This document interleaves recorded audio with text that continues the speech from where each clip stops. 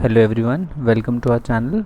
So today's topic of our study is finding roots by using completing the square method. जैसा कि आप लोग जानते हैं प्रीवियस वीडियोस में आप लोग देख चुके हैं कि हम chapter 4 quadratic equation of NCERT class 10th शुरू कर चुके हैं। अभी तक हमने पिछले चैप्टर्स में क्वाड्रेटिक इक्वेशंस को समझना सीखा है कि क्वाड्रेटिक इक्वेशंस क्या होती हैं, उनको डेली लाइफ में किस तरीके से रिप्रेजेंट करते हैं, और फिर हम आगे बढ़ चुके थे कि हम क्वाड्रेटिक इक्वेशंस के रूट्स किस तरीके से निकालते हैं, व्हाट आर सॉल्यूशंस, और सॉल्यूशन किन्हें कहते हैं और रूट्स हम किन्हें कहते हैं, और हम रूट्स किस तरीके से निकाल सकते हैं। तो this is second method in that series. हम 3 मेथड्स करने वाले। फर्स्ट मेथड हम फैक्टराइजेशन मेथड कंप्लीट कर चुके हैं। सेकंड मेथड है रूट्स निकालने का, जिसे बोलते हैं हम कंप्लीटिंग द स्क्वायर मेथड। अब कंप्लीटिंग द स्क्वायर से मतलब यहाँ पर आपको समझना होगा, जब हम कंप्लीटिंग द स्क्वायर मेथड कह रहे हैं तो हमें यहाँ पर एक स्क्वायर को कंप्लीट करना है। कहने का मतलब है हमें एक फुल फ्लेज एक स्क्वायर टर्म चाहिए, जिसकी वजह से हम रूट को आसानी से निकाल सकते हैं। स्क्वायर आप लोग सभी ही इस चीज़ को जानते हैं कि स्क्वायर हम किन्हें कहते हैं, वो वेरिएबल्स जिनकी पावर 2 होती है। सो कहने का मतलब है अगर हम किसी क्वाड्रेटिक इक्वेशन के रूट निकाल रहे हैं, और अगर मैं आपको कोई इक्वेशन दूँ, मान लीजिए थोड़ी देर के लिए कि अगर मैंने आपको कोई इक्वेशन दी, तो अगर मैं आपको एक छोटी सी इक्वेशन दूँ, क्वाड्रेटिक इक्वेशन एक्स स्क्वायर -16 = 0, जैसे ही आप इस इक्वेशन को देखेंगे तो आपको बहुत आसान लगेगी, क्योंकि आप इस इक्वेशन को बहुत आसानी से सॉल्व कर सकते हैं। आप इसे x² = 16 लिखेंगे जब आप -16 को दूसरी साइड ले जाएंगे, और आप x की वो वैल्यूज़ ढूंढेंगे जिन्हें स्क्वायर करने पर हमें 16 मिलता हो, जिसकी वजह से आप इनडायरेक्टली स्क्वायर रूट ऑफ 16 निकालने वाले हैं। और जब भी हम स्क्वायर रूट की बात करते हैं तो हम जानते हैं कि जब हम किसी चीज़ का स्क्वायर रूट निकालते हैं तो हमारे पास 2 वैल्यूज़ एग्जिस्ट करती हैं, which is positive and negative as well. Because हम रियल नंबर्स की बात करें तो हमारे पास इंटीजर्स का पूरा सेट है, तो हमारे पास प्लस एंड -4, तो हमारे पास इस क्वाड्रेटिक इक्वेशन के दो रूट आए विच आर 4 एंड -4। तो कहने का मतलब है इस इक्वेशन को दोनों सेटिस्फाई करते हैं। आप 4 रख के देखिए, -4 रख के देखिए, दोनों इक्वेशन को सेटिस्फाई करेंगे। तो हमने यहाँ जो चीज़ देखी, जो ऑब्ज़र्व करी, वो ये थी कि यदि हमारे पास कोई एक तरफ नंबर हैं और दूसरी तरफ वेरिएबल की पावर जो है वो 2 है या स्क्वायर है, तो दूसरी साइड से हमें स्क्वायर रूट निकालना है और हम आसानी से किसी भी क्वाड्रेटिक इक्वेशन को सॉल्व कर सकते हैं। ये काम आसान सिर्फ ऐसी इक्वेशंस में नहीं रहता जहाँ पर आपके पास एक्स वाली टर्म्स नहीं है। कहने का मतलब है यदि हमारे पास जो फॉर्म है वो कुछ इस तरीके की आ जाए, अगर हमें इस तरीके का क्वेश्चन दे दिया जाए, अगर हम अपनी किसी भी क्वाड्रेटिक इक्वेशन को सपोज़ करिए इस तरीके से लिख पाएँ, स्क्वायर -9 = 0। देखिए इसे भी सॉल्व करना कितना आसान हो जाएगा। जैसे हम इसे देखेंगे तो x + 3 हमारा इसी साइड रह जाएगा और 9 हमारा उधर जाके पॉजिटिव हो जाएगा ऑन RHS। तो यहाँ से हमें पता है कि x + 3 जो एक फैक्टर है उसकी 2 वैल्यूज़ आ गई, प्लस एंड -3। तो अब दोनों के लिए इसे सॉल्व करके जब देखेंगे, जब आप x को आप इस x + 3 को एक बार इक्वेट करेंगे, यहाँ से आपके पास 2 पॉसिबल वैल्यूज़ आती हैं। पहली आती है x + 3 = को 3 के बराबर रख के देखिए, और x + 3 को -3 के बराबर रख के देखिए। तो आप यहाँ से देखेंगे एक आपके पास आएगा x = 0, एंड दूसरी आपके पास जो वैल्यू आएगी वो आएगी -3 विच इज़ x = -6। तो बस 2 पॉसिबल वैल्यूज़ हैं जो इस इक्वेशन को सेटिस्फाई करती हैं। तो यहाँ से जो हम ये चीज़ देख पा रहे हैं, यदि हम अपनी इक्वेशन को या क्वाड्रेटिक इक्वेशन को इस फॉर्म में ले आएँ, हम किसी भी अपनी क्वाड्रेटिक इक्वेशन को, तो हमारे लिए उसे सॉल्व करना बहुत आसान हो जाता है। तो हम इसी चीज़ को सीखेंगे किस तरीके से, कि सपोज़ करिए कि आपके पास कोई भी एक नॉर्मल क्वाड्रेटिक इक्वेशन है which is of the form x², suppose करिए 3x + 16 = 0, something this kind of equation you have. तो आप इसे किस तरीके से इस तरीके की फॉर्म में लिख सकें कि ये दोनों जो हैं किसी के एक परफेक्ट स्क्वायर बन जाए, और बाकी आपके पास जो न्यूमेरिकल डेटा हो आप उसे दूसरी साइड ले जाके उसका स्क्वायर रूट आसानी से निकाल पाएँ। तो हम इस चीज़ को समझने की कोशिश करेंगे किस तरीके से पॉसिबल है। तो इसके लिए एक एग्जांपल हम आपके सामने ले लेते हैं। चलिए, तो हमने एग्जांपल लिया है x² + 6x - 7 = 0। देखिए हमें जो यहाँ पर कोशिश करनी है, यहाँ पर जो नंबर है यहाँ पर जो वेरिएबल वाली term which is x square plus 6x, इसको इसमें हमें देखना है कि क्या ये किसी का परफेक्ट स्क्वायर है, क्या इनमें हम कुछ ऑपरेशन लगाने से कैसे परफेक्ट स्क्वायर बना पाएंगे। इसे थोड़ा सा एक एक्टिविटी के थ्रू समझने की कोशिश करते हैं। देखिए एक्स स्क्वायर से हम क्या समझते हैं, एक्स स्क्वायर का मतलब होता है x into x. So we can say कि एक तरीके से एरिया निकाल रहे हैं हम, जहाँ पर एरिया समझ सकते हैं हम कि दो साइड्स का जो प्रोडक्ट है वो हमें एरिया देता है, ठीक है। तो दिस जहाँ पर दोनों साइड्स जो है सेम है तो ये एक स्क्वायर देगा आपको। यहाँ आप अगर देखेंगे 6 इंटू एक्स तो एक रेक्टेंगल टाइप ऑफ आपको देगा, अनलेस कि एक्स जो हो 6 ना हो, एक्स की दूसरी वैल्यूज़ के लिए 6 के अलावा it will be a rectangle. अगर ये 6 हो जाएगा तो वापस से स्क्वायर बन जाएगा। तो 6x कहने का मतलब है कि इधर लेंथ और ब्रेड्थ कैन बी 6 और x, और दूसरी तरफ -7 इंटू 1 हमारे पास है। अब इसी चीज़ को हम ज्योमेट्रिकली थोड़ा रिप्रेजेंट करने की कोशिश करते हैं। जब हम x कह रहे हैं, देखिए जब हम x इंटू एक्स कह रहे हैं, कहने का मतलब हमारे पास एक स्क्वायर है जिसकी लेंथ भी x है और उसकी ब्रेड्थ भी x है, और उस पूरे का एरिया जो है that is x square, means x into x. So x into x which is x square को हमने इस तरीके से रिप्रेजेंट किया है। वहीं 6x को देखिए हम किस तरीके से ले रहे हैं कि हमने जो ब्रेड्थ है उसे 6 लिया है एंड हाइट इज़ x। देखिए यहाँ से इन दोनों x को देखिए, ये दोनों x सेम है, इस लेंथ को देखेंगे आप तो ये दोनों x सेम है, तो 6x इस तरीके से लिखा हुआ है -7। अब हम इस 6x को इस एक्स स्क्वायर के साथ जोड़कर एक स्क्वायर बनाने की कोशिश करेंगे।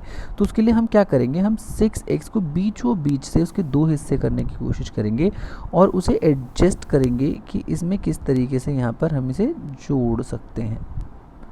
तो मानिए हमने इसका पार्ट किया तो हमने एग्जैक्टली इसका हाफ पार्ट किया। तो हाफ पार्ट करने का मतलब है this portion is 3, this is of 3 unit. तो ये 3/x मतलब जिसकी ब्रेड्थ 3 है और लेंथ x है, उसे एक बार x वाली साइड के साथ हम लगाएंगे और नीचे की तरफ दूसरे पोर्शन को लगाएंगे। देखिए यहाँ पर हमने ये काम किया। तो देखिए ये हमारा पोर्शन था x ऑलरेडी, और ये 3 जो हमने इसे आधा बांटा, यहाँ से 3x वाला एक पोर्शन इधर है और जो दूसरा 3x वाला पोर्शन है वो हमने उसे इधर फिट किया है। तो देखिए लगभग स्क्वायर जैसी शेप नज़र आने लगी है। बट हमारा सवाल है कि यहाँ पर अगर कुछ लगाना पड़ेगा, हमें यहाँ पर हमें कुछ ऐड करना पड़ेगा। सो आप अगर ईजिली इस फिगर को देखें तो आप पता लगा सकते हैं कि यहाँ पर हम क्या फिट करने वाले हैं। यस, आपने बिल्कुल सही गेस किया, हम यहाँ पर 3 इंटू 3/3 का एक स्क्वायर लगा सकते हैं। क्यों? क्योंकि अगर आप इस लेंथ को ध्यान से देखेंगे दिस इज़ नियरली 3। क्यों? आप यहाँ देखिए ये 3x है, यहाँ पर देखिए ये ब्रेड भी 3 थी और ये x था, तो ये पूरा 3x का यहाँ पर एक स्क्वायर मिसिंग है, हमें उस स्क्वायर को यहाँ लाना है। तो देखिए जैसे हम किसी इक्वेशन में कुछ भी ऑपरेशन लगाते हैं तो हमें पता है कि इक्वेशन का बैलेंस बिगड़ता है। तो अगर कुछ चीज़ आप ऐड कर रहे हैं तो आपको उतनी ही चीज़ को इक्वली सब्ट्रैक्ट भी करना पड़ेगा उस इक्वेशन से, और ये इक्वेशन ही चल रही है अभी हमारी। तो हमें अगर हम यहाँ ये 3x का एक स्क्वायर जोड़ते हैं तो हमें 3 इंटू 3 का एक जो टर्म है उसे सब्ट्रैक्ट करना पड़ेगा। तो ये -3 स्क्वायर इसलिए किया है बिकॉज हम यहाँ पर एक 3 का जो स्क्वायर है वो ऑलरेडी ऐड कर चुके हैं। तो हम 3/3 यहाँ ऐड कर रहे हैं, वहीं 3/3 सब्ट्रैक्ट कर रहे हैं, जैसे हमारे इक्वेशन का बैलेंस बराबर बना हुआ है, उस पर कोई बैलेंस पर कोई फ़र्क नहीं पड़ रहा। बट जब आप यहाँ ध्यान से देखेंगे तो आपने यहाँ क्या ऑब्जर्व किया कि ये पोर्शन आपका x था एंड ये था 3, तो दिस इज़ x प्लस 3। यहाँ से अगर आप इस पूरी लेंथ को देखेंगे, ब्रेड्थ को, अब यहाँ से नापने की कोशिश करते हैं, this portion was x and नीचे वाला 3 है, तो this is again x plus 3। आप इधर से देखने की कोशिश करिए, ये भी दोबारा आपको x प्लस 3 ही नज़र आएगा। यहाँ देखिए ये पोर्शन x है और फिर नीचे 3 हमने नया ऐड किया था, तो this is again x plus 3। तो यहाँ पर जो ये स्क्वायर बना है, ये स्क्वायर जैसे आप देख पा रहे हैं, ये फिगर जो पूरी है, this figure represent x plus 3 का होल स्क्वायर। तो आप यहाँ से x प्लस 3 का ऑलरेडी एक होल स्क्वायर बना चुके हैं। तो अब आपके पास जो आप एक्स्ट्रा लाए थे और जो ऑलरेडी इस इक्वेशन में था वो था -7, ऑलरेडी यहाँ एग्जिस्ट करता था, और आप 3 स्क्वायर को आप इसमें एक्स्ट्रा लाएँ, तो 3 स्क्वायर मतलब -9 - 7 = 0। देयरफॉर आपके पास जो इक्वेशन अब बनेगी x प्लस 3 का whole square is equals to 16।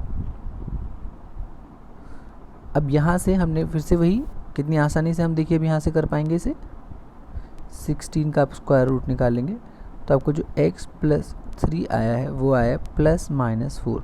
तो कहने का मतलब है एक बार x प्लस 3 को आप +4 के साथ सॉल्व करेंगे और एक बार -4 के साथ। तो देयरफॉर दो रूट्स निकालने के लिए x प्लस 3 इक्वल्स टू आप 4 ले रहे हैं और वहीं दूसरी साइड आप x प्लस 3 को -4 के बराबर रख के इक्वेशन को सॉल्व करने की कोशिश करेंगे। तो x equals to 4 - 3 which is equals to 1 and दूसरी साइड आप देखेंगे x equals to -4 - 3, so this is equals to -7। सो आपको यहाँ दो रूट्स मिल गए इस इक्वेशन के, आपके पास दो रूट्स हैं which are two roots are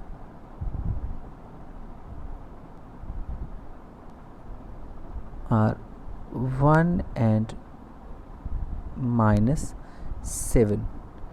ये बहुत आसान हो जाता है जब आप इस तरीके से स्क्वायर, एक परफेक्ट स्क्वायर किसी टर्म को बना लेते हैं। आप इनको ऑब्ज़र्व करके भी आप पता लगा सकते हैं। तो आपने अगर ध्यान से यहाँ देखा तो वापस एक बार स्टेप्स को रिकॉल करने की कोशिश करते हैं। x² + 6x - 7 was the equation. हमने सबसे पहले क्या करा, हमने 6x को आधा किया। करने का मतलब है 6x को जब हम आधा करें तो हमें दो टर्म्स मिलते हैं विच इज़ 3x। यहाँ से हमें ये पता लगा कि 3 जैसे ही हमने देखा तो हमें पता है 3 का स्क्वायर हमें ऐड या सब्ट्रैक्ट करना है। तो क्या इस 3x के आ जाने का कोई रिलेशन है यहाँ पर? बिल्कुल है। एक्चुअल में x + 3 का जब आप होल स्क्वायर खोलने की कोशिश करेंगे, यहाँ हम थोड़ा सा समझने की कोशिश करते हैं कि जब x + 3 का अगर आप होल स्क्वायर खोलने की कोशिश करें तो आप देखेंगे a² + b² + a + b के होल स्क्वायर की हम आइडेंटिटी यहाँ लगाने वाले हैं। तो this is x² + 2 × x × 3 which is 2ab को रिप्रेजेंट करता है प्लस 3 का स्क्वायर। तो अब ध्यान से देखिए x² + 6x which was our equation plus 9 की हमें ज़रूरत थी। तो इनडायरेक्टली जब हमने 6x को आधा किया, जब हमने 6x को हाफ किया, when we divided 6x by 2, so हमने पता लगाया कि हमारा जो b है दैट इज़ 3। जो हमारा ये टर्म है दैट b विल बी 3 और हमें 3 के स्क्वायर को ही ऐड करना है और 3 के स्क्वायर को ही सब्ट्रैक्ट करना है। तो यहाँ से हमें जो टेक अवे पॉइंट है हमारे perfect square completing square method के लिए वो ये है कि यदि आप x कोफिशिएंट वाली टर्म को हाफ करते हैं तो आपको आपका b पता लगता है जिसके स्क्वायर को आपको एक बार ऐड करना है और एक बार सब्ट्रैक्ट करना है। चलिए एग्ज़ाम में आप इसे किस तरीके से सॉल्व करेंगे उसका एक एग्ज़ाम्पल हम यहाँ लेने की कोशिश करते हैं। अनदर एग्ज़ाम्पल देखिए, हमारे पास है 3x² - 5x + 2 = 0। देखिए हमें पहले ही पता है कि ये दो टर्म्स जो हैं हमारे परफेक्ट स्क्वायर जाके बनेंगे। इस पर हम a + b के होल स्क्वायर की आइडेंटिटी लगाने वाले हैं। तो उससे पहले हमें क्या करना पड़ेगा, हमें सबसे पहला स्टेप है हमें x को अकेला x² के कोफिशिएंट्स को हटाना होगा। हमें सबसे पहले x² को अकेला करना होगा, तभी हम आगे बढ़ पाएंगे। तो सबसे पहले हम काम क्या करेंगे, पूरी इक्वेशन से हम 3 को कॉमन ले लेते हैं। तो देखिए हमारी इक्वेशन क्या बचेगी, x² - 5/3x + 2/3 = 0। क्योंकि हमने पूरी इक्वेशन से 3 कॉमन लेने का मतलब है 3 जो प्रोडक्ट में था हमने उसे लिया है, तो इस वजह से बाकी जो दो टर्म्स हैं उनमें 3 जो है वो डिवाइड में चला जाएगा। अगर आप इसको अभी भी समझ नहीं पा रहे हैं तो आप देखेंगे कि जब इस 3 को आप बारी बारी से तीनों टर्म्स के पास भेजेंगे तो आपको वापस से पहली वाली इक्वेशन मिल जाएगी, बिकॉज यहाँ 3 मल्टीप्लाई में, नीचे 3 डिवाइड में है इन टर्म्स के साथ, तो वो कैंसिल आउट हो जाएगा जिसकी वजह से ये एज इट इज़ बचेंगे। तो अब इस 3 को आप RHS में ले जाएंगे तो ये 3 0 हो जाएगा। तो अब आपकी जो इक्वेशन बन गई है वो है x² - 5/3x + 2/3 = 0। देखिए स्टेप्स को याद रखिए। पहला स्टेप्स ये प्रोसीजर है जिसमें हम फॉलो कर रहे हैं, ठीक है, जैसे एल्गोरिथम जो हम फॉलो कर रहे हैं इस पूरे को समझने के लिए। सबसे पहले हमें x को अकेला करना है ताकि हम x + समथिंग का होल स्क्वायर बना सके। तो उसके लिए हमें सबसे पहले x को अकेला करना होगा। x के साथ हम कोई भी कोफिशिएंट नहीं रख रहे हैं, तो x के साथ जो 3 था हमने उसे वापस ले लिया। हमारा दूसरा स्टेप होता था जो x के साथ टर्म है हम उसे हाफ करेंगे, जिससे हमें पता लग जाएगा हमारी इक्वेशन का बी क्या है। दूसरी चीज़ आपको यहाँ एक चीज़ जो समझनी है वो ये है कि आपके पास दो आइडेंटिटीज़ होती हैं, ए प्लस बी का whole square, a minus b का होल स्क्वायर। तो this is a square plus 2ab plus b square, और दूसरी टर्म आपकी बनती है इस वाली से a square minus 2ab plus b square. अब आप यहाँ ध्यान से देखिए, इसी को जब आप x प्लस ए या फिर x माइनस बी ए की फॉर्म में समझने की कोशिश करते हैं कि अगर आपके पास कोई इस तरीके की फॉर्म आने वाली है, जैसे हमने ऊपर x प्लस 3 देखा था, या फिर अगर ये x माइनस 3 की फॉर्म बनती तो x माइनस ए की फॉर्म हम देखना चाहेंगे। तो this will B x square minus 2ax plus a square, और नीचे देखिए माइनस वाली टर्म है तो यहाँ आएगा x square minus 2ax plus a square. तो यहाँ देखिए जो x का कोफिशिएंट है वो आपको बता देगा, x को ही देखते ही x की टर्म का आपको साइन देखना है। देखिए x की टर्म का साइन डिसाइड कर देगा कि जो हमारे पास स्क्वायर वाली टर्म बनने वाली है वो a प्लस बी का स्क्वायर बनने वाली है, a माइनस बी का स्क्वायर बनने वाली है। तो ये जो दो चीज़ें आपने देखी यहाँ पर, इन दो से आपको ये तो समझ आया होगा कि यहाँ पर ये साइन देखने के बाद आपको पता है यहाँ पर a माइनस बी का होल स्क्वायर बनेगा। अब वो b क्या है जो हमें ऐड या सब्ट्रैक्ट करना है। और देखिए यहाँ पर जो ये एक्स्ट्रा टर्म आ रही है, ये जो एक्स्ट्रा टर्म आ रही है, ये स्क्वायर जो, देखिए दोनों केसेस में आपको पॉजिटिव वाला ही लेना है, तो नेगेटिव वाला पीछे की तरफ रखेंगे। तो कहने का मतलब है अब आपके पास जो इक्वेशन है वो है x square minus 5/3x plus 2/3 equals to 0। तो आप किस पर फोकस करने वाले हैं? सिर्फ x के कोफिशिएंट पर, विच इज़ 5/3। तो आप 5/3 को देखिए साइड में लेकर जाइए। 5/3 को आपको क्या करना है? हाफ करना है। कहने का मतलब इधर डिवाइड बाई 2 और मल्टीप्लाई बाय 1/2, यही होता है हाफ कर देना। ठीक है, आप इसका आधा पोर्शन, क्योंकि देखिए 2ax फॉर्म होती है तो इस 2 से आप जब इसको डिवाइड करेंगे तो आपको a की वैल्यू पता लगेगी। तो देखिए आपको उसका हाफ करना है, तो इसका मतलब कितना आया यहाँ पर? 5/6। तो आपको एक्चुअल में 5/6 का स्क्वायर जो है, this is the constant term जो x के साथ आने वाली है। आपको 5/6 का स्क्वायर एक बार जोड़ना है और एक बार 5/6 का स्क्वायर हटाना है। तो हमें पता है एडिशन वाली टर्म को हम आगे रखेंगे, क्योंकि हमारा a प्लस बी या a माइनस बी की फॉर्म बन सकती है, मतलब यहाँ पर x प्लस ए का होल स्क्वायर या x माइनस ए होल स्क्वायर फॉर्म बन सकती है। तो हमें क्लियरली पता है कि इस बार हमारी x माइनस ए होल स्क्वायर फॉर्म बनेगी। तो देखिए हमें ये पता चल गया कि हमारा जो a है वो क्या होना चाहिए, ये है वो कांस्टेंट टर्म 5/6, इसका स्क्वायर करने वाले हैं। तो 2ax में क्या होता है? 2 इंटू 5/6 इंटू एक्स। देखिए जब आप इसे सिंप्लीफाई करेंगे तो ये 2 इसे 3 से कैंसिल करेगा और ऊपर वाली टर्म हमें वापस मिल जाएगी। हम नया क्या ऐड करने वाले थे यहाँ पर? 5/6 का होल स्क्वायर और सब्ट्रैक्ट भी आप 5/6 का होल स्क्वायर करने वाले बैलेंस बनाने के लिए, और प्लस 2/3 तो ऑलरेडी इक्वेशन में है, इक्वल्स टू 0। ये हमारी इक्वेशन। चलिए यहाँ से आगे सॉल्व करते हैं। तो हमें पता था कि ये वाली टर्म हमने जो इंट्रोड्यूस करी है 5/6 का होल स्क्वायर, ये इसलिए इंट्रोड्यूस करिए ताकि यहाँ पे x माइनस ए का होल स्क्वायर फॉर्म बन जाए। तो देखिए यहाँ पर जो हमारी फॉर्म बनी वो बनी x माइनस 5/6 पर ही फोकस रखिए, जिसको आपने हाफ किया था। तो 5/6 का होल स्क्वायर जो हाफ करने के बाद आपके पास आ रहा है वही है वो कांस्टेंट। सो x माइनस 5/6 का होल स्क्वायर ये आपका बन गया है। अब यहाँ पर आपको इसको सॉल्व करना है। माइनस 5/6 का होल स्क्वायर कहने का मतलब 25/36 प्लस 2/3। आप इन दोनों को अब सॉल्व करेंगे तो आप यहाँ से सॉल्व करना शुरू करिए। यहाँ पर x minus 5/6 as it is wait करेगा, सबको दूसरी साइड ले जाइए। तो this will be 25/36 positive minus 2/3। इसका एलसीएम ले लेते हैं। देखिए 3 और 36 का आप जब एलसीएम लेंगे तो आपको पता है 36 ही आएगा। सो यहाँ पर आएगा 25 और 3 के टेबल में 36 कब आता है आप आराम से बता सकते हैं, इट इज़ ऑन 12। तो 12 2 ज़ा 24। तो यहाँ पर ऊपर आपका है न्यूमरेटर में 1/36 और यहाँ पर आप क्या सॉल्व कर रहे हैं, x माइनस 5/6 का होल स्क्वायर आप साथ लेकर चल रहे हैं। सो यहाँ x माइनस 5/6 का फिर से होल स्क्वायर कर रहे हैं। तो यहाँ से आप देखिए आप स्क्वायर रूट निकाल लेंगे। हम इसी फॉर्म का वेट कर रहे थे ताकि हमारी उस तरफ जो है हमें सिर्फ एक सिंगल कांस्टेंट मिले जिसका हम सीधा स्क्वायर रूट निकाल लें। तो आप देखेंगे 1/36 किसका स्क्वायर है, 1/6 का। तो आपके पास दो टर्म्स हैं यहाँ पर, x minus 5/6 is equals two plus minus 1/6। तो यहाँ से आपको अब देखिए दो अपने रूट्स नज़र आ रहे होंगे देयरफॉर। तो आप क्या करेंगे, अब x माइनस 5/6 इक्वल्स टू एक बार 1/6 लेंगे and x minus 5/6 equals to minus 1/6 आप लेंगे।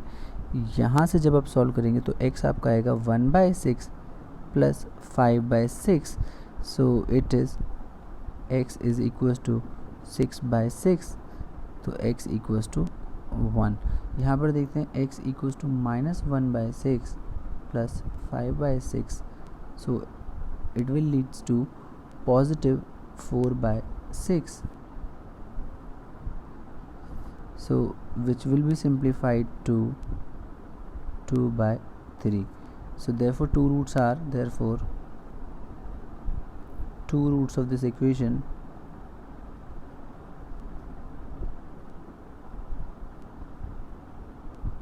are 1 and 2/3। देखिए बहुत सिंपल है, बहुत आसान है, सिर्फ आपको परफेक्ट स्क्वायर बनाने की तरफ जाना है, वहीं आपका कंप्लीटिंग स्क्वायर मेथड हो जाता है। मतलब आपको एक स्क्वायर कंप्लीट करना है। स्क्वायर कंप्लीट करने के लिए आपको कुछ नहीं करना। लेट अस रिकॉल अगेन कि हमने क्या किया। हमने सबसे पहले एक्स स्क्वायर के जो भी कोफिशिएंट्स थे उन्हें हटाया, तो हमने उसे x square single x square form में लाकर छोड़ दिया। फिर हमें पता है जो एक्स के साथ टर्म है दैट इज़ आर बी का हमारा जो कांस्टेंट टर्म है उसका डबल है, तो हमें उसे आधा करना होगा।